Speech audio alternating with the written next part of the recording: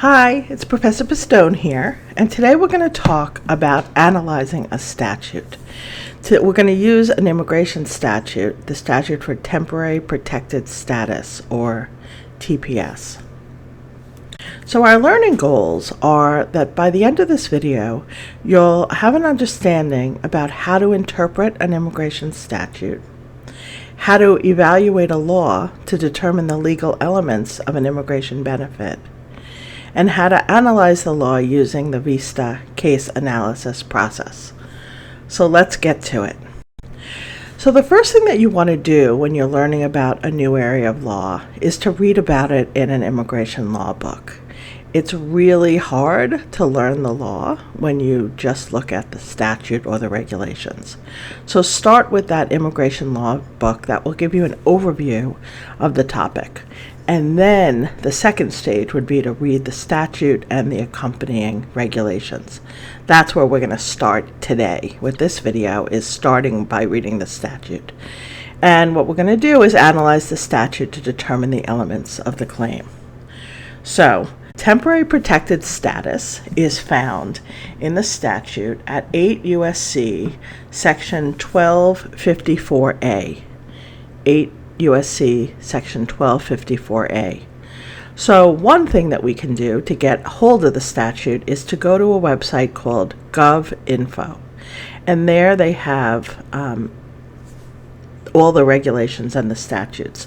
So what we've done here is we've typed in 8 U.S.C. 1254A into the search, and that takes us to this page, which is a summary of the text there. And then what you can do is the arrow is pointing to the bottom. You can click on the text box, and that will actually take you to the language of the statute. So let's start with Section A, granting of status. Section A1 talks about in the case of an alien who's a national of a foreign state designated under Section B. So we're talking about that particular language, that the state has to be designated under subsection B in order for the client to be eligible for temporary protected status. So that's actually one of the elements, that the foreign state, the state from which our client comes to the United States, has been designated under subsection B. So, and then it says if a national has been designated under subsection B, then the Attorney General may grant the alien temporary protected status in the United States, not remove them from the country, and also is authorized to give them a work permit. So someone who has temporary protected status is authorized to engage in employment during the dependency of the temporary protected status. So it's a really good benefit. You can live here lawfully, and you can also work lawfully during the pendency of temporary protected status. So let's look into subsection B and figure out why a country would be designated for temporary protected status. So here we have subsection B, designations. And we can see that there are three ways that a country can be designated for temporary protected status: A, B, and C. So A talks about a country being designated because there's an ongoing armed conflict. Subsection B talks about a natural disaster like an earthquake or a flood or a drought or anything else similar that would make it difficult for the country to adequately accept people who were returning to the country because of the destruction, because of the natural disaster. Or the Attorney General on his own can find that there exist extraordinary and temporary conditions that warrant the granting of temporary protected status.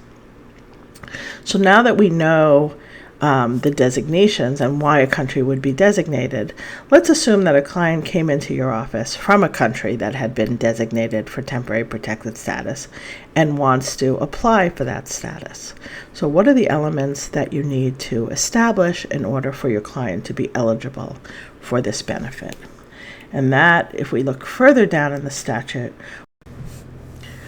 we find subsection C, which talks about aliens eligible for temporary protected status. And so these will be the elements that we need to prove to show that our client is eligible for this form of immigration benefit. So we see that the paragraph A says that a person would be eligible if they meet the requirements of this paragraph. So what are those requirements? The first one is that the alien has been continuously physically present in the United States since the date that the country was designated for temporary protected status. So we're talking about the period of time from the designation until the application, right? So going forward from the designation, they have to have been physically present in the United States for that entire period.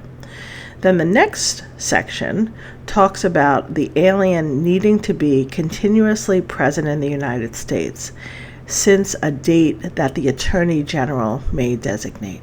So that might be different than the date of the designation. So in the designation itself, the Attorney General might say, if anybody had been living in the United States as of a day that a prior day, then that would be the day that the person has to have been physically present in the United States. And then the alien, the third requirement is that the alien is admissible.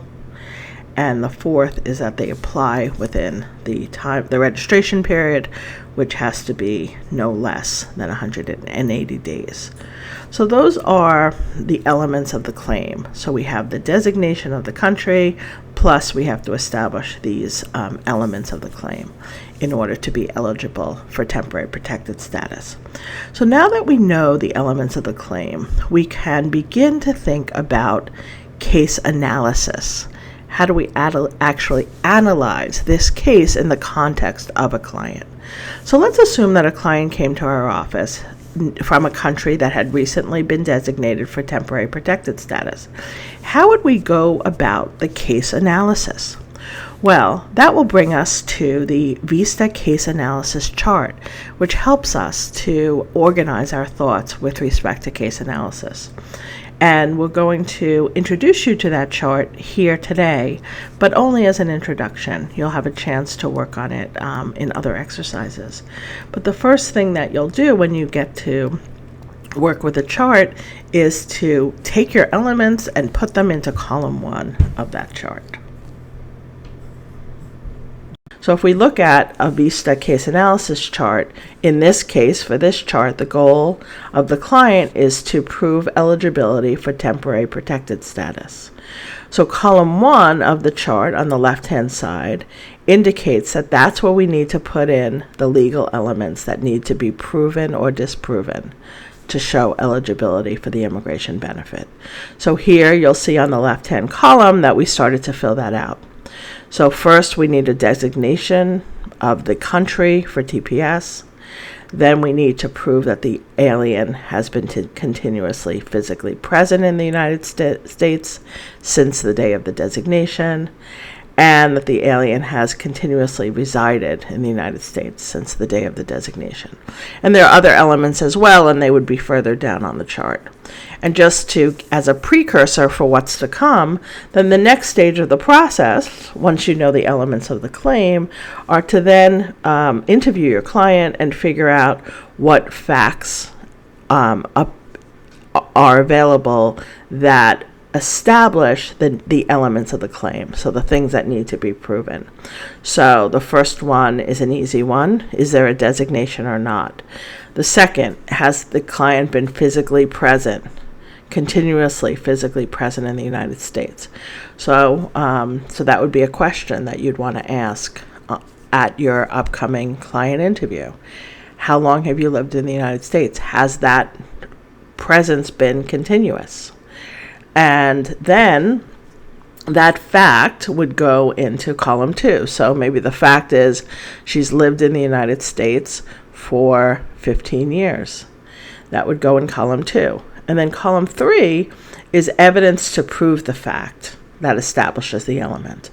So if the element is that she has to have been physically present in the United States, and the fact is that she's lived here continuously for 15 years, then what evidence do you have that you can prove that fact? Well, one piece of evidence might be a rental agreement. Maybe she's been renting an apartment and living in the same apartment for 15 years. In that case, she could provide as proof the rental agreement, or she can provide as proof evidence that she paid her rent over that period of time, or maybe a letter from a landlord saying that this person has lived in an apartment that the landlord runs and maintains for the last 15 years. Or maybe she hasn't lived in the same place for 15 years, so you'd get that from multiple venues. But you get the idea of what we're talking about in terms of establishing evidence, through evidence, that your client has been physically present. So that's the video. And so what we talked about in the video was how to interpret an immigration statute. So how to read it and then interpret it in terms of finding the elements of the claim, and then analyzing the law using the VISTA case analysis process. I hope this was helpful. This was Professor Michele Pistone. I'm the founder of VISTA. Have a great day.